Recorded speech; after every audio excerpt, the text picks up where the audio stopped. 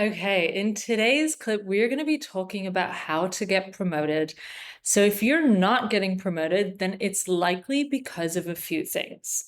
And you've most likely tried a combination of one of these things, like you've tried working harder to try and prove yourself to your manager, thinking that your work speaks for itself. Or maybe you've tried to take on more projects without any progress or notice. Or you've asked directly for a promotion and you keep getting slipped up and not getting the promotion or recognized. Or maybe you're trying to get more recognized and still nothing is happening.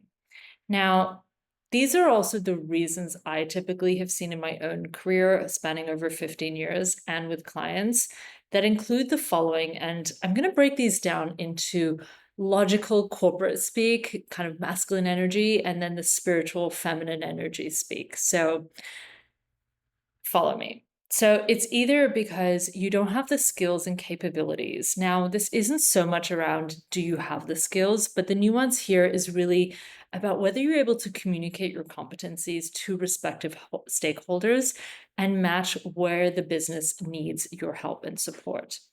The second part is around personal branding.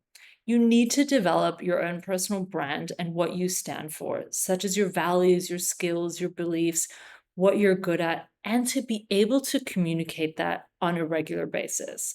And this is also about bringing out your own personality and character and really stepping into that energy.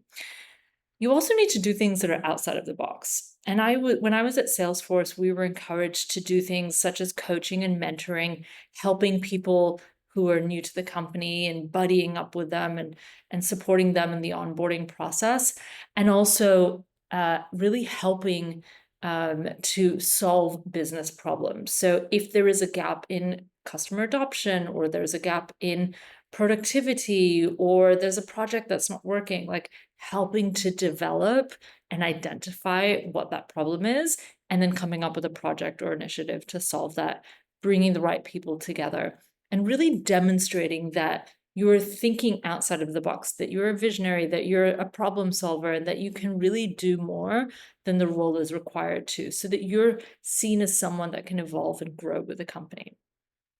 Now, the final thing I want to mention is around energy work.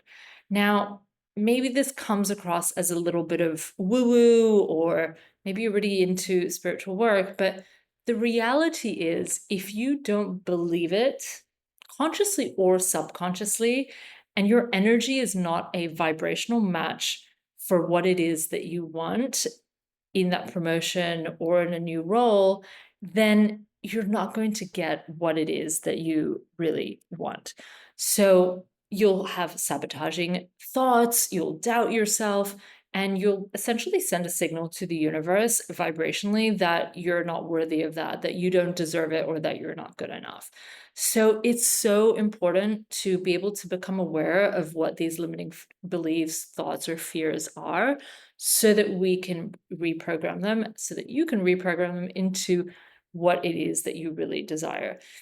And so this really wraps up what is required to get promoted and to get recognized.